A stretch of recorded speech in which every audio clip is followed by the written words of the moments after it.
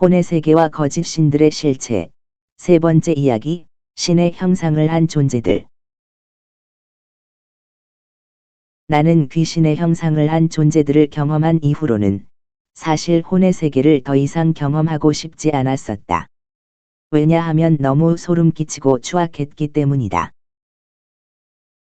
지금은 세월이 많이 흘러서 사실 일부러 떠올리려 해도 잘 기억이 나지 않지만 그때는 그것들이 떠올려지는 것이 너무 싫어서 일부러 다른 생각들에 집중하기도 하고 기도도 하고 나름의 노력을 했었던 것 같다. 그러나 그것이 내 뜻대로 되는 것은 아니었다. 귀신의 형상을 한 존재들을 본 후 얼마 되지 않아 나는 다시 혼이 몸에서 튕겨져 나갔고 다시 혼의 세계를 경험하게 되었다.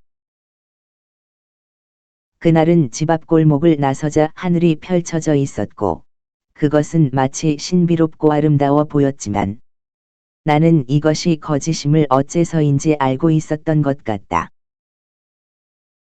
그곳에는 각자 빛을 발하는 존재들이 있었는데 이들은 내가 혼의 세계에서 세 번째로 만난 존재들이며 그들이 존재하는 세계인 하늘은 안개가 자욱한 바다 같기도 하고 구름 위에 떠 있는 것 같기도 하고 참으로 넓고 끝이 없어 보였으며 마치 신비로운 어느 세계에 와 있는 듯한 느낌이었다. 거기에는 여러 존재들이 있었는데 사람의 모양을 한 존재들부터 동물이기는 한데 내가 세상에서 보지 못한 그런 형상의 존재들까지 다양하게 있었으며 그들은 마치 신령한 존재들 같아 보였다. 혼의 세계에서 내가 세 번째로 만난 존재들은 내 생각엔 신들이었던 것 같다. 물론 신은 하나님 한 분뿐이시기에 그들은 모두 거짓 신들이지만 사람들이 신이라고 생각하는 그런 존재들이었다. 그들은 각자 아름다운 형상으로 빛나고 있었다. 그것들은 각각 하나의 종교의 모습이기도 하고 어떤 철학과 참선 등 저마다 도덕적 또는 철학적으로 뛰어나 보이는 것처럼 자신을 포장하고 있었다. 나조차도 그들의 모습에 반하여 흠모할 마음이 생길 정도였다. 그들의 모습은 위엄이 있어 보이기도 하고 온화해 보이기도 했으며 그들 각자의 독특한 모습들이 있었는데 대체로 아름답고 맑아 보였다. 나는 그곳이 마치 천국처럼 보여졌다. 그들을 따르는 현실 세계의 사람들도 볼 수 있었는데 그 사람들은 순진무구해 보였고 행복해 보였으며 각자의 신들을 칭송하고 있었다. 거짓 신들은 사람들의 칭송을 받았지만 그 칭송을 하나님께 돌리지 않았고 마치 자신이 전능자인 것처럼 착각하며 그 칭송을 누리고 있었다. 사람들에게는 빛 같은 것을 뿌리고 있었으며 사람들은 대체로 만족하는 것처럼 보였다. 영의 세계를 경험해보지 않은 자가 이 세계를 본다면 이 세계가 당연히 천국이라는 것을 결코 의심하지 않을 것이다. 하지만 나는 그곳이 거짓의 세계임을 확신할 수 있었는데 그 이유는 보여지는 것은 천국이었지만 느껴지는 것은 허무였기 때문이며 내가 이런 생각을 한 데는 나의 눈에는 이 모든 것들이 너무나 대단해 보였지만 나의 영은 아무런 반응이 없었기 때문이다. 우리 안에 있는 영은 아버지에게서 온 것들을 분별하게 해준다. 이전에 보았던 귀신의 형상을 한 존재들은 누가 봐도 악한 존재들인 것을 한눈에 알아볼 것이다. 그러나 이 신의 형상을 한 존재들은 인간의 혼이 성령으로 정화되지 않는 한 분별해내기 쉽지 않겠다는 생각이 들었다. 다시 말해서 성령의 보호 아래 있지 않는 현실 세계의 대부분의 사람들은 여기에 속을 수밖에 없다는 것이다.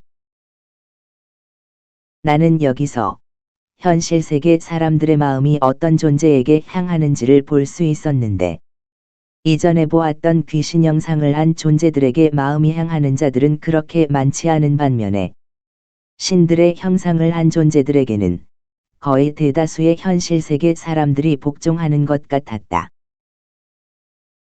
그 모습을 조금 다르게 표현하자면 귀신 형상을 한 존재들은 자신들이 삼킬 자를 찾아다니는 반면에 신의 형상을 한 존재들에게는 사람들이 먼저 와서 줄을 서는 것 같았다.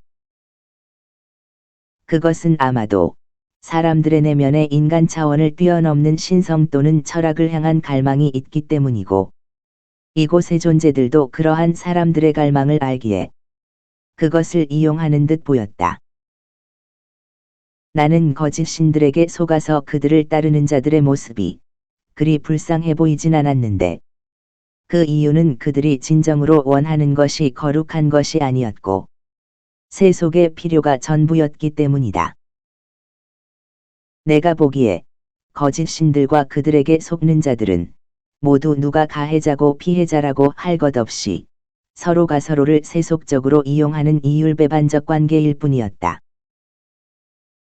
거짓 신들을 따르는 자들의 모습은 내 눈에 가증스러워 보이기까지 했었는데, 왜냐하면 그들은 현실의 편안과 성공을 위해서라면 하나님과 예수 그리스도까지 이용할 것처럼 보여졌기 때문이다. 오늘날 기독교인들 중에서도 호넷에게 속한 거짓 신을 하나님이라고 착각하는 자들이 많이 있다.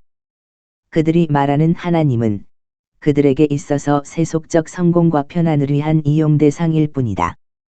그들의 거짓된 욕망을 이용한 호넷에게 거짓 신들이 마치 하나님인 것 마냥 사람들을 속이고 채워도 끝이 없는 세속의 굶주림으로 사람들의 혼을 혼미케 하여 영원한 나라와 그 나라에 이를 수 있는 유일한 길과 진리 생명이신 그리스도에 대한 굶주림은 잊게 만드는 것이다. 하나님은 세속적 성공과 편안을 위한 이용 대상이 결코 아니며 오히려 온 맘과 뜻과 정성을 다해 섬기고 경배해야 할 대상이다.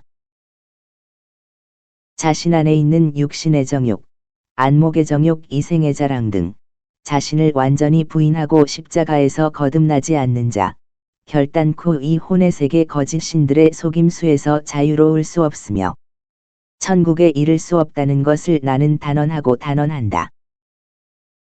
심판 때 거짓 신들에게 속아서 세속의 성공만을 따르다가 그리스도라는 유일한 희망을 놓쳐버린 자들, 곧 청함은 받았으나 택함은 받지 못하고 멸망의 공허 앞에서 후회와 애통으로 서 있을 자들에게 내가 말하고 싶은 것은, 그대들을 진정으로 속인 것은 거짓 신들도 거짓 세상도 아닌 세속의 욕망에 사로잡혀 고난의 십자가를 버린 바로 그대 자신이라는 것이다. 내가 본 거짓 신들의 세상은 눈으로 보기에는 의심할 나위 없이 아름다운 천국처럼 보였지만 아무런 영적 감화도 주지 못하는 허무의 세계였다. 경건의 모양은 너무나도 완벽하게 구현해 놓았지만 경건의 능력은 찾을 수 없는 그런 세계였다. 나의 혼은 다시 몸으로 돌아오게 되었고, 이것이 내가 혼의 세계를 세 번째로 경험했을 때의 이야기이다.